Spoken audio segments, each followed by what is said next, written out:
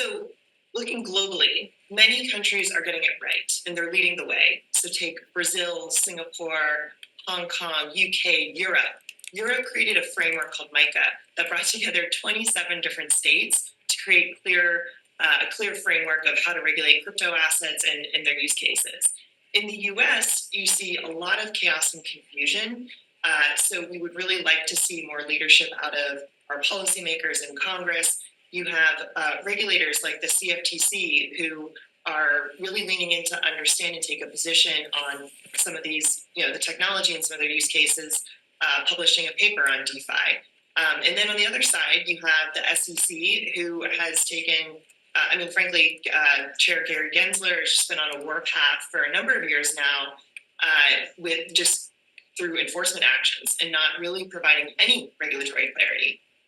I hear warpath and I think to myself, at the same time, over the last year, we've seen ETF products allowed in the US for Ether and for Bitcoin. So it doesn't necessarily, to me, look like an administration or an SEC that has been really hostile to crypto. What would you say to somebody who comes back at you with that argument? We have the court system to thank for that. The SEC really was painted into a corner there. And we have seen U.S. courts through a number of cases, in the case of Grayscale's case on the ETF, providing a way forward.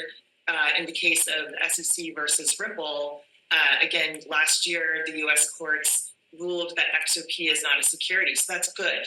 That creates clarity for our industry and for our business. There's no Bitcoin maxi that looks at World Liberty Financial and says, yeah, that's a good feature of Donald Trump's 3 weeks out prior to the presidential election doing this sort of nonsense. Why is he doing this? And why 3 money. weeks before? He thinks this will help him make money if it gets launched. 3 weeks before the election? Yeah, because if he wins the presidency like Truth Social, these things will go up. It's also it's a money scam. He can get some of his donors to funnel money into that.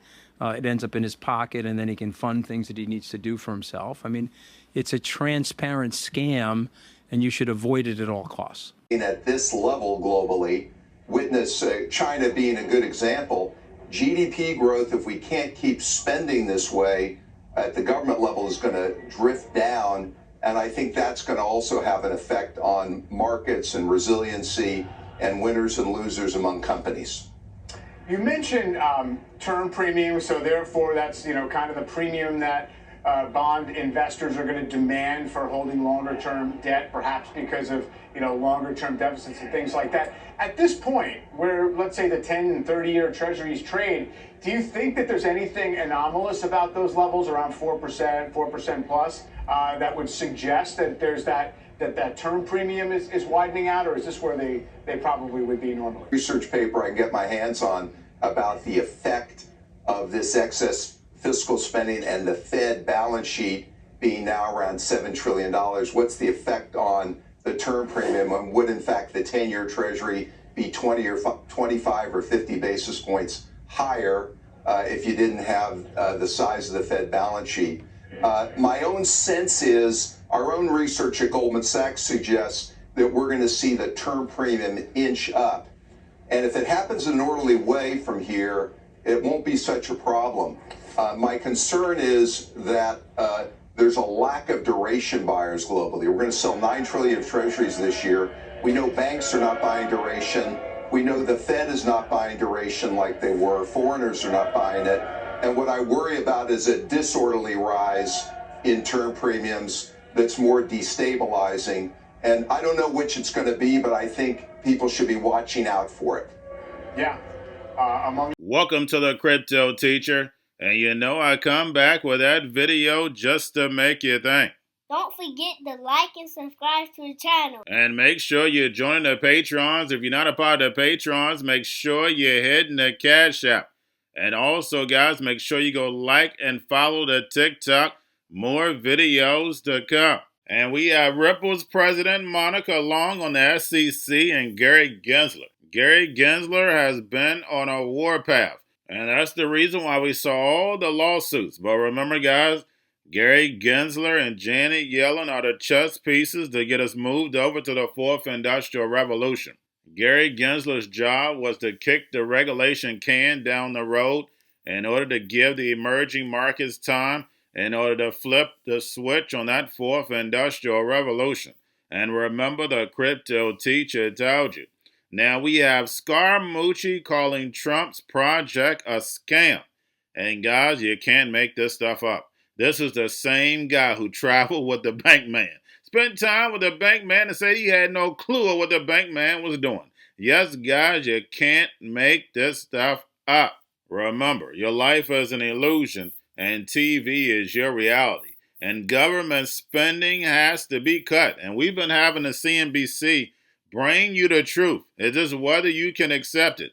But they have been playing the Hegelian dialectic, but they've been bringing a lot of truth lately because they know it's time. And we have one of the former Fed members talk about the Fed balance sheet. That's $7 trillion. And no one wants this long-term paper. And how many times have I said it? Now you're hearing it out the horse's mouth. Nobody wants this long-term paper. Why? Because they know what's about to happen to the United States dollar. We're going to a level playing field. The United States dollar will lose the world reserve currency. It's not going to happen overnight.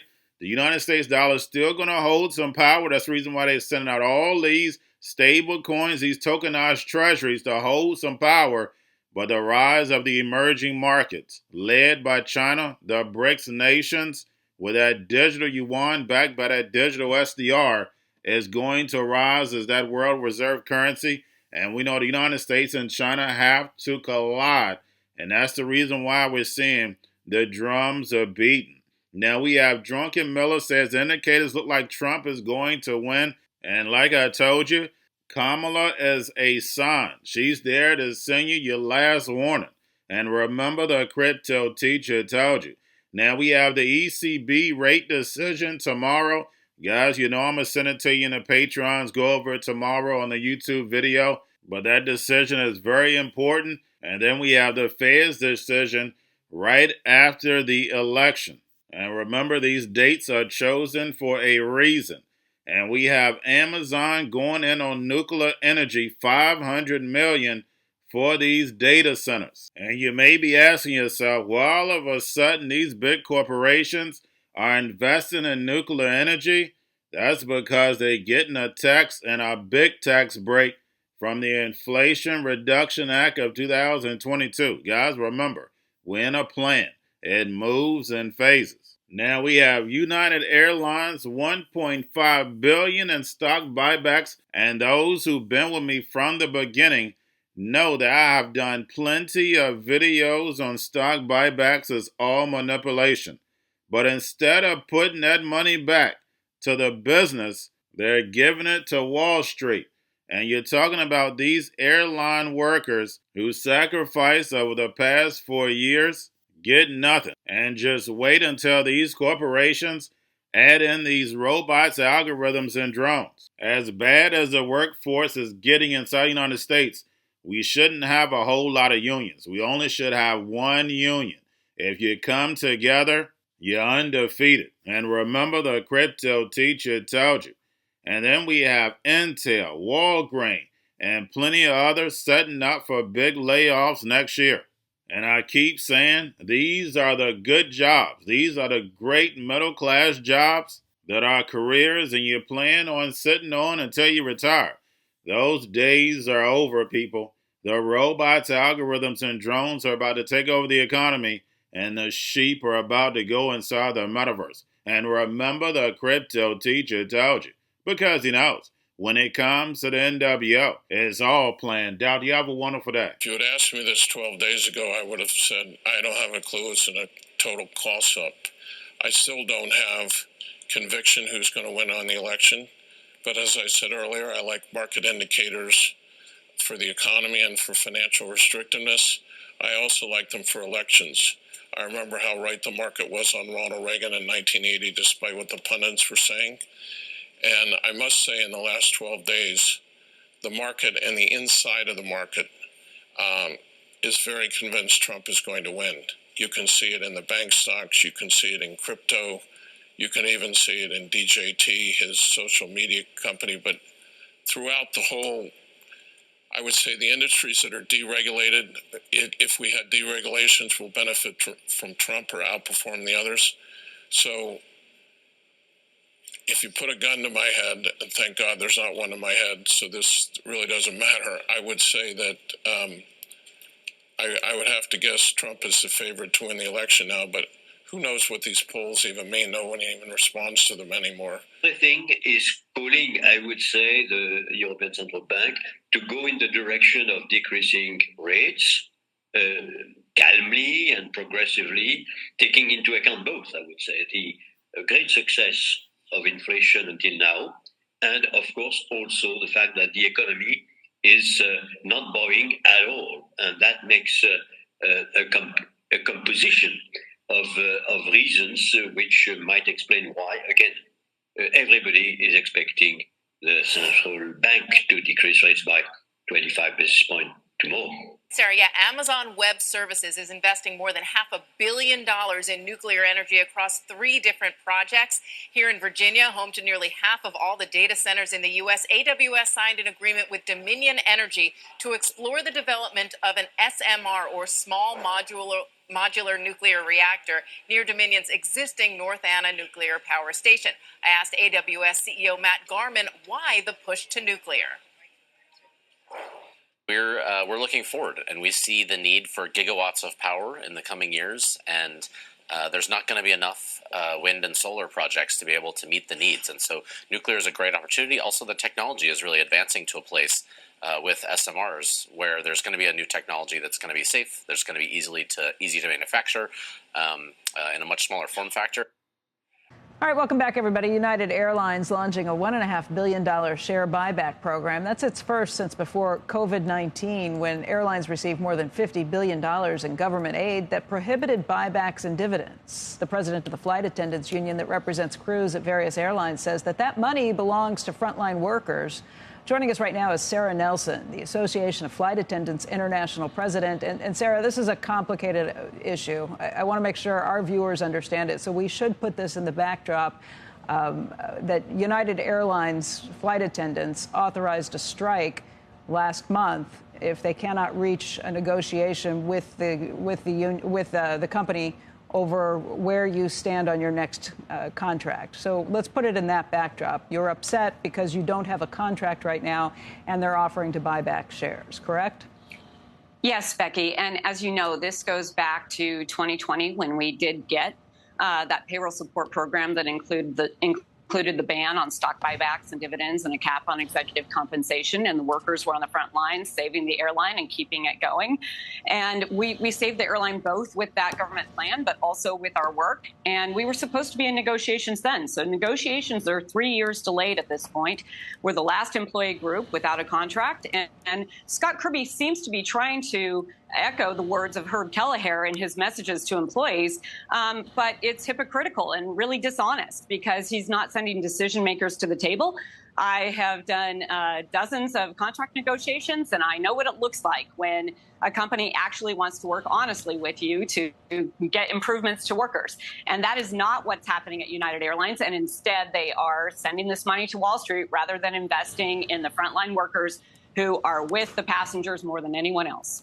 How many employees Intel plans to cut in 2025. Today, the Hillsborough-based company announced that they are laying off 15% of their workforce as part of a $10 billion cost reduction strategy.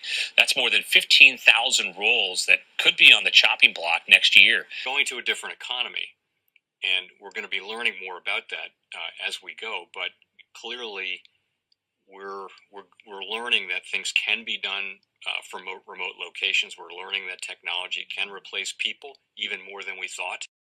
We're not going back to the same economy. We're recovering, but to a different economy, and it'll be one that is more leveraged to technology. And I worry that that is going to make it even more difficult than it was for many workers. In Silicon Valley, and my friends who work in technology know that what we did to the manufacturing workers, we are now going to do to the retail workers, the call center workers, the fast food workers, the truck drivers, and then even bookkeepers, accountants, insurance agents, lawyers, and on through the economy. So what happened to the manufacturing workers is a very clear sign. And so we'll import Chinese based CBDC technology. So it's going to be CBDC in a box provided to you by the People's Bank of China. But every stock, every bond, every currency, every commodity, every piece of art, every private business, every piece of real estate will eventually be a token on a blockchain, an entry on a ledger, permanent and immutable. We will have truth instead of trust, and we will save over $7 trillion a year. 6 to 8% of global GDP is wasted by the friction of the trust industry that's necessary when you have dual entry accounting. With triple entry accounting, which is what a blockchain is, we get rid of all of that friction. It's a beautiful future. Like what you see in China and their social credit scoring systems, right? If we get identity wrong, it could be a tool to enslave humanity. And if we get it right, it could be a tool to liberate humanity. And as an American, I'm obviously rooting for the one that's on the side of freedom. Bitcoin is an international asset. And also, I do believe the role of crypto is it's digitizing gold. I actually believe this technology is going to be very important. Look at it. We have been part of a huge revolution in investing through ETFs. We believe that ETFs will be changing the whole way we invest. Many people still use it as a means, people are investing it for indexing. No, the majority of people who are putting money in in ETFs are active investors that are buying exposure.